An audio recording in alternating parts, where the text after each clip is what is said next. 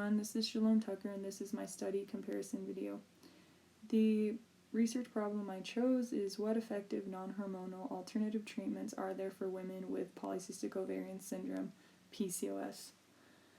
The two studies that I chose both study the effect that vitamin D supplementation has on metabolic profiles of women with PCOS. The first study, or study number 1, is on the left. This study was done in Australia and it contains 123 participants. The second study, study number 2, which is on my right,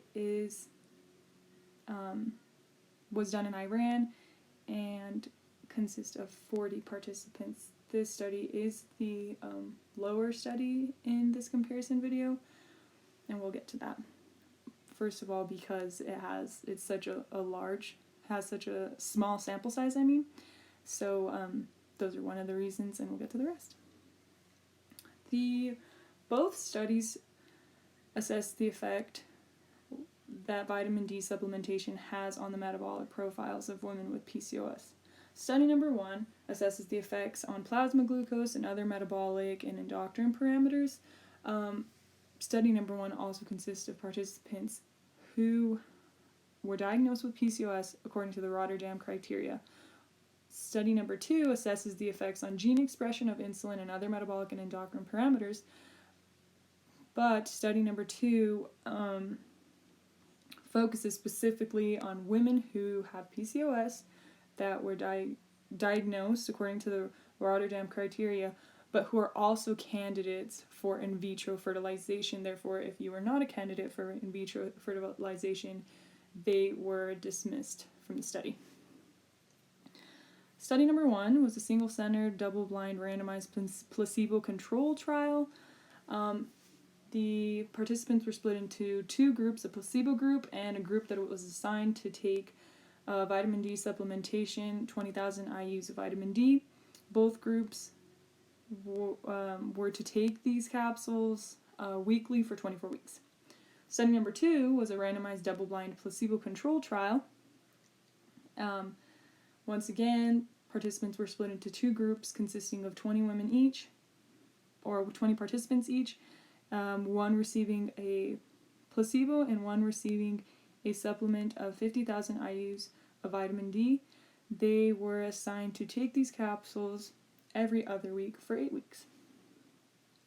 Study number 1 found no significant effect on any metabolic or endocrine parameter other than a decrease in plasma glucose in the vitamin D group, or the group that was assigned to take vitamin D supplementation. Study number 2 found that 50,000 IUs of vitamin D supplementation every other week for 8 weeks had beneficial effects on lipid profile and insulin metabolism of women with PCOS. However, these effects may not be evident for those women who already have sufficient vitamin D levels, meaning that this only helps with women who have low vitamin D levels, but women who have PCOS and already have sufficient or healthy vitamin D levels, it doesn't really affect them or benefit them at all. It's only if you are deficient in vitamin D. Study number 1 had a moderate internal validity. It was a relatively large study, especially compared to a lot of other studies that focus on, or studies that assess alternative treatments for women with PCOS are rather small, and this is actually one of the largest ones I could find. It also analyzes 8 different measures of glucose metabolism at different study visits. The external validity was low to moderate. The study was done in Australia, therefore may not be generalizable to populations out of Europe. There are many factors, environmental factors, that affect vitamin D levels.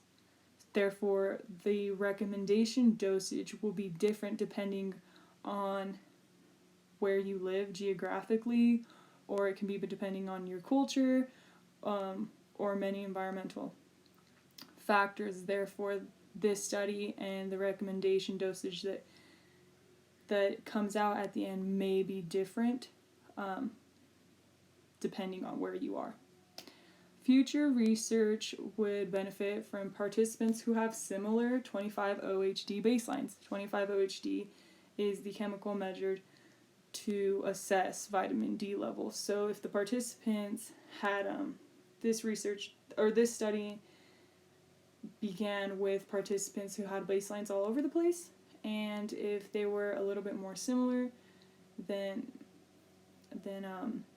results could have been more accurate. Study number 2, internal validity was low. There was a very small sample size due to high dropout rate or lack of compliance. External validity was low.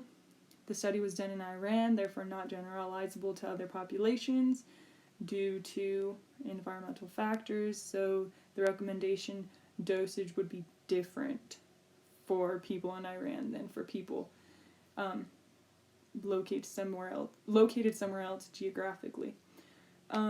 It also only assesses a specific portion of the PCOS community, which is women who are candidates for in vitro. Future research could benefit from a larger sample size.